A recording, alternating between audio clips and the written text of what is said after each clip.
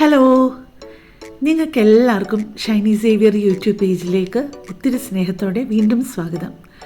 ഇന്ന് ഞാൻ തയ്യാറാക്കി കാണിക്കുന്നത് നമുക്ക് വീട്ടിൽ വലിയ ചിലവൊന്നും ഇല്ലാതെ നമ്മുടെ വീട്ടിൽ മിക്കവാറും ഉണ്ടാകുന്ന 2-3 കാര്യങ്ങൾ വെച്ചിട്ടുള്ള ഒരു പായസം. ചമ്പ പച്ചരി വെച്ചിട്ട് നമ്മുടെ അമ്പലപ്പുഴ പാൽപ്പായസം ഇല്ലേ, അതേപോലെ നല്ല ഒന്നാന്തരം ഒരു പായസം പെട്ടെന്ന് ഉണ്ടാക്കാം കേട്ടോ. ഇതേ കണ്ടല്ലോ നിങ്ങൾക്ക്, ഒരു ലൈറ്റ് പിങ്ക് കളറിൽ. ഇപ്പം ഞാൻ പ്രഷർ കുക്കറിലോട്ട് ഇടുന്നത് ചമ്പ പച്ചരിയാണ്. അത് 4 ടേബിൾ സ്പൂൺ നികക്കിയാണ് ഞാൻ ഇടുന്നത് കേട്ടോ. നമുക്ക് ആദ്യം ചെയ്യേണ്ടത് ഈ ചമ്പ പച്ചരി ഒന്ന് മൂപ്പിക്കണം. മൂപ്പിക്കുക എന്ന് വെച്ച് കഴിഞ്ഞാൽ ഒരുപാട് അങ്ങ് മൂക്കരുത്, നമുക്കൊന്ന് ക്രിസ്പ് ആവണം എന്നുള്ളതേ ഉള്ളൂ. അത് ഫ്ലെയിം കൂട്ടിയിട്ടിട്ട് ഒരു കാരണവശാലും ഈ അരി മൂപ്പിക്കാൻ നോക്കില്ലേ, ചെറിയ ഫ്ലെയിമിലേ ഇടാവുള്ളൂ കേട്ടോ. അപ്പം ക്ഷമയോടെ അത് മൂപ്പിച്ചെടുക്കുക. എന്നിട്ട് നമുക്കൊന്ന് കൈകൊണ്ട് തൊടുമ്പോൾ അറിയാം നമുക്ക് നല്ല ക്രിസ്പായിട്ടിരിക്കുന്നത്. അപ്പോൾ ആ ഒരു ടൈം ആകുമ്പോഴത്തേക്ക് നമ്മൾ ആ അരി പുറത്തെടുത്ത് ഒരു പരന്ന പാത്രത്തിൽ നിരത്തിയിടുക. നമ്മൾ ആ ചമ്പാപ്പച്ചരി പ്രഷർ കുക്കറിൽ നമ്മൾ ഫ്രൈ ചെയ്യുമല്ലോ, അത് കഴിഞ്ഞിട്ട് ആ പ്രഷർ കുക്കർ കഴുകരുത്. കാരണം അതിൻ്റെ ആ ഒരു തവിട്, ഈ ചമ്പാപ്പച്ചരിയുടെ തവിട് ആ പ്രഷർ കുക്കറിൽ കാണും. അതാണ് നമ്മുടെ പായസത്തിനൊരു പിങ്ക് കളർ കൊടുക്കുന്നത്. ഈ അരിയിൽ കുറേ ഉണ്ട്, പക്ഷേ എന്നാലും ആ പ്രഷർ കുക്കറിലായത് അത് കളയരുത്. ഇത് ഇപ്പോൾ നമ്മുടെ അരിയൊക്കെ നന്നായിട്ട് തണുത്തിട്ടുണ്ട്. തണുത്ത് കഴിഞ്ഞിട്ട് ഞാൻ ചെയ്യുന്നത് നല്ല കട്ടിയുള്ള ഒരു പ്ലാസ്റ്റിക്കിൻ്റെ സിപ്പ് ലോക്ക് ബാഗിൽ അത് സിപ്പ് അങ്ങിട്ടിട്ട് നമ്മുടെ ചപ്പാത്തി പരത്തുന്ന ആ ഒരു റോളറുണ്ടല്ലോ, അതുകൊണ്ടൊന്ന് പൊടിച്ചെടുക്കുക. അത് ഒരു സൈഡ് നന്നായിട്ട് പൊടിച്ച് കഴിയുമ്പോഴത്തേക്ക് വീണ്ടും അത് തിരിച്ചിട്ടിട്ട് എല്ലാം ഒരുമാതിരിയൊക്കെ നന്നായിട്ടൊന്ന് പൊടിഞ്ഞു എന്ന് അറിയുന്നത് വരെ നന്നായിട്ടൊന്ന് പൊടിച്ചെടുക്കുക. അത് മിക്സിയിലിട്ട് ഒരു കാരണവശാലും പൾസിലാണെന്നുണ്ടെങ്കിൽ വിട്ട് അടിക്കരുത് കേട്ടോ, കാരണം വല്ലാതെ പൊടിഞ്ഞു പോകും. ഞാൻ ആദ്യമൊക്കെ ട്രൈ ചെയ്തിട്ടുണ്ട്, അപ്പം കുറേ അങ്ങ് വല്ലാതെ അങ്ങ് പൊടിഞ്ഞു പോകും, ചിലതൊക്കെ അങ്ങ് വലുതായിട്ടും കിടക്കും. ഇപ്പോൾ ഇതേ അത് ആവശ്യത്തിനുള്ളത് പൊടിച്ചിട്ട് നമ്മൾ പ്രഷർ കുക്കറിൽ ഇട്ടിട്ടുണ്ട്. ഇനി അത് വെന്ത് വരുമ്പം കുറേ അരിയൊക്കെ ഇങ്ങനെ വലുതായിട്ട് കിടക്കുകയാണ്, വലിയ ചോറ് പോലെ കിടക്കുകയാണെന്നുണ്ടെങ്കിൽ നമുക്ക് പിന്നെ അതൊരു തവി കൊണ്ടൊന്ന് ഉടച്ചു കൊടുത്തേച്ചാൽ മതി കേട്ടോ. ആ 4 ടേബിൾ സ്പൂൺ അരി വറുത്തതിലേക്ക് ഇപ്പം ചേർക്കുന്നത് 1 ലിറ്റർ പാലാണ് കേട്ടോ. കവർ പാലാണെന്നുണ്ടെന്നുണ്ടെങ്കിൽ 2 കവർ പാല്. അപ്പം 2 ടേബിൾ സ്പൂൺ അരിക്ക് വേണ്ടത് 3 ടേബിൾ സ്പൂൺ പഞ്ചസാരയാണ് കേട്ടോ.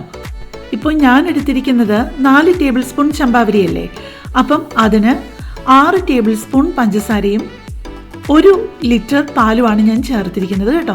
നിങ്ങൾക്ക് 4 ടേബിൾ സ്പൂൺ അരിയാണ് നിങ്ങൾ ചേർക്കുന്നതെന്നുണ്ടെങ്കിൽ 6 ടേബിൾ സ്പൂൺ പഞ്ചസാരയ്ക്ക് പകരം 7 ആയാലും കുഴപ്പമൊന്നുമില്ല, വല്ലാതെ അങ്ങ് കൂടത്തുമൊന്നുമില്ല. അപ്പം ഓരോരുത്തർക്കും ഇഷ്ടം അനുസരിച്ച് മധുരം കൂട്ടുകയോ കുറയ്ക്കുകയോ ചെയ്യാം, പക്ഷേ 6 മിനിമം വേണം എന്നാണ് എനിക്ക് തോന്നിയിട്ടുള്ളത്.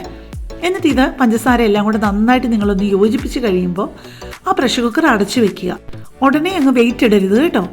ആ ആവി അങ്ങോട്ട് വന്ന് തുടങ്ങുമ്പോൾ ഉടനെ തന്നെ വെയിറ്റ് ഇട്ടാൽ മതിയേ. വെയിറ്റ് ഇട്ടിട്ട് കുറച്ച് നേരം ഹൈ ഫ്ലെയിമിൽ തന്നെ കിടക്കണം. പക്ഷേ നിങ്ങൾ അതിൻ്റെ കൂടെ തന്നെ കാണണം, ഫ്ലെയിം കുറച്ച് വെക്കുന്നത് വരെ അടുത്ത് തന്നെ കാണണമെന്ന് പറയുന്നത് പെട്ടെന്ന് ഇത് വിസിൽ കേൾക്കും. ആ വിസിൽ കേൾക്കുന്നതിന് തൊട്ട് മുമ്പ് തന്നെ അത് ഫ്ലെയിം ഏറ്റവും കുറച്ചിട്ടിട്ട് 1/2 മണിക്കൂർ ഇടുക. 1/2 മണിക്കൂർ ചെറിയ തീയിൽ കിടന്നു കഴിഞ്ഞിട്ട് അതിൻ്റെ ആ ഒരു പ്രഷർ ഫുള്ള് പോയി കഴിഞ്ഞിട്ട് ഉടനെ തുറക്കരുത് പ്രഷർ കുക്കർ.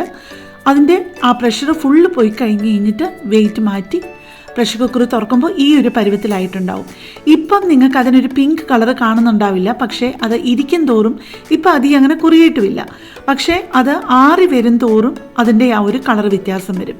പിന്നെ അതിലേക്ക് ചേർക്കേണ്ടത് 2 ടേബിൾ സ്പൂൺ നെയ്യ് വരെ ചേർക്കാം. ഞാൻ ഒരു 1.5 ടേബിൾ സ്പൂണേ ചേർത്തിട്ടുള്ളൂ കേട്ടോ.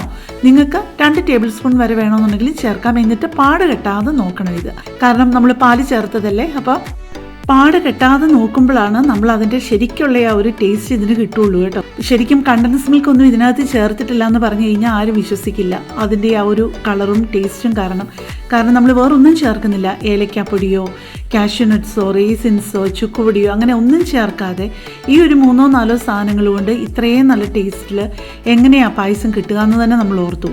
അതുപോലെ നല്ല എളുപ്പത്തിൽ ഉണ്ടാക്കാവുന്ന ഒരു പായസമാണിത്. ഞാൻ ഇന്ന് ഈ പായസത്തിൻ്റെ റെസിപ്പി ഇടാൻ തന്നെ വേറെ ഒരു കാരണം കൂടെയുണ്ട്. ഞാൻ എൻ്റെ യൂട്യൂബ് ജേർണി തുടങ്ങിയിട്ട് 2.25 മാസമേ ആയിട്ടുള്ളൂ. പക്ഷെ നിങ്ങളുടെ എല്ലാവരുടെയും സ്നേഹവും സഹകരണവും സപ്പോർട്ടും ഒക്കെ കൊണ്ട് എനിക്ക് ഈ ഒരു 2.25 മാസം കൊണ്ട് തന്നെ എനിക്ക് 1000 സബ്സ്ക്രൈബേഴ്സിൽ കൂടുതലായി. നിങ്ങളുടെ എല്ലാവരുടെയും സഹകരണവും സ്നേഹവും ഒക്കെ ഞാൻ ഇനിയും പ്രതീക്ഷിക്കുന്നുണ്ട്. ഞാൻ തീരെ പ്രതീക്ഷിച്ചില്ല, കാരണം എനിക്കറിയാം എന്നേക്കാൾ ഒരുപാട് നന്നായിട്ട് കുക്കിംഗ് അറിയാവുന്നവർ, കൊച്ചു പെൺകുട്ടികൾ ഒരുപാട് ഈ ഫീൽഡിലുണ്ട്. ഞാൻ എൻ്റെ ഒരു പാഷൻ്റെ പുറത്ത് ഞാൻ ഈ പ്രായത്തിലങ്ങ് തുടങ്ങി എന്നുള്ളതേ ഉള്ളൂ, എൻ്റെ ഒരു ആഗ്രഹം കൊണ്ട് മാത്രം. അപ്പം നിങ്ങൾ വിചാരിച്ചിരിക്കാതെ ഞാൻ പ്രതീക്ഷിച്ചതിൽ ഒരുപാട് കൂടുതൽ എനിക്ക് സപ്പോർട്ട് തന്നു, സ്നേഹം തന്ന് എൻ്റെ ഒപ്പമുണ്ട്. അത് എനിക്ക് വിശ്വാസം തരുന്നുണ്ട് മുമ്പോട്ട് പോകാനായിട്ട്. ഞാൻ എന്നെക്കൊണ്ട് കഴിയുന്നതിൻ്റെ ഏറ്റവും നല്ലതായിട്ട് ചെയ്യാം. ഏറ്റവും നന്നായിട്ട് എന്ന് ഞാൻ പറയുന്നില്ല, കാരണം എന്നെക്കാട്ടിലും നന്നായിട്ട് അറിയാവുന്ന പലര് കാണുമായിരിക്കും കുക്കിങ്ങിന്. പക്ഷേ എന്നെക്കൊണ്ട് പറ്റുന്നതിൻ്റെ മാക്സിമം നന്നായിട്ട് ഞാൻ നിങ്ങൾക്ക് വേണ്ടിയിട്ട് ഞാൻ എൻ്റെ ഓരോ റെസിപ്പികളും പ്രസൻറ്റ് ചെയ്യാനായിട്ട് ഞാൻ ശ്രമിക്കാം. അപ്പോൾ നിങ്ങളെല്ലാവരും എൻ്റെ കൂടെ ഇനിയും കാണണം. പിന്നെ വേറൊരു കാര്യം എനിക്ക് പ്രധാനമായിട്ട് പറയാനുള്ളത്, ഞാൻ എൻ്റെ എല്ലാ വീഡിയോയിലും ലെങ്തി വീഡിയോസിലെല്ലാത്തിലും സബ്സ്ക്രൈബ് ചെയ്ത് സപ്പോർട്ട് ചെയ്യണം എന്ന് ഞാൻ പറയാറുണ്ട്.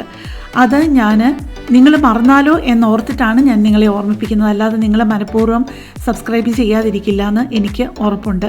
അതുകൊണ്ട് ഞാനങ്ങനെ വീണ്ടും അങ്ങനെ പറയുന്നതിന് ഒരു മുഷിവ് തോന്നരുത് കേട്ടോ.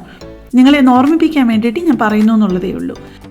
ഒരുപാട് പേരെ വീഡിയോസ് കണ്ടിട്ട് നേരിട്ടും മെസ്സേജിലൂടെയും ഒക്കെ നല്ല അഭിപ്രായങ്ങൾ പറയുന്നുണ്ട്, ചിലർ കറക്ഷൻസും പറയുന്നുണ്ട്. ഒരുപാട് സന്തോഷമുണ്ട്. കാരണം എനിക്കറിയാം, ഞാൻ എൻ്റെ ആ ഒരു തുടക്കമായതുകൊണ്ട് തന്നെ ഒരുപാട് നാൾ ഇതുമായിട്ടൊന്നും ഒരു ടച്ചും ഇല്ലാതെ മാറി നിന്നുകൊണ്ട് അതിൻ്റേതായിട്ടുള്ള ചിലപ്പം ഒരു വെപ്രാളവും, ചിലപ്പം എന്തെങ്കിലുമൊക്കെ വീഡിയോ എടുക്കുമ്പം ക്യാമറ ഓണാക്കാൻ മറന്നു പോവുക, ചില ഇൻഗ്രീഡിയൻസ് റെസിപ്പിയിൽ എഴുതത്തില്ല, അങ്ങനെയൊക്കെ വരുമ്പം അടുപ്പമുള്ളവർ വന്ന് കറക്റ്റ് ചെയ്യാറുണ്ട് അത് എഴുതിയിട്ടില്ല എന്നുള്ളത്. അല്ലെങ്കിൽ വേറെ ആരെങ്കിലും അടുപ്പം പോലും ഇല്ലാത്തവർ വന്ന് സ്നേഹത്തോടെ ഓർമ്മിപ്പിക്കാറുണ്ട് അതിൻ്റെ അളവ് എഴുതിയിട്ടില്ല എന്നുള്ളത്. ഇതേപോലെ തന്നെ എൻകറേജ്മെൻറ്റും കറക്ഷൻസും ഒക്കെ ആയിട്ട് നിങ്ങൾ ഇനിയും എൻ്റെ കൂടെ കാണും എന്നെനിക്ക് ഉറപ്പുണ്ട്. ഇതുവരെ നിങ്ങൾ ഓരോരുത്തരും തന്ന സ്നേഹത്തിനും സപ്പോർട്ടിനുമൊക്കെ ഒരുപാട് നന്ദിയുണ്ട്. അപ്പം നമുക്ക് നാളെ വേറൊരു വീഡിയോയുമായിട്ട് കാണാം. Thank you.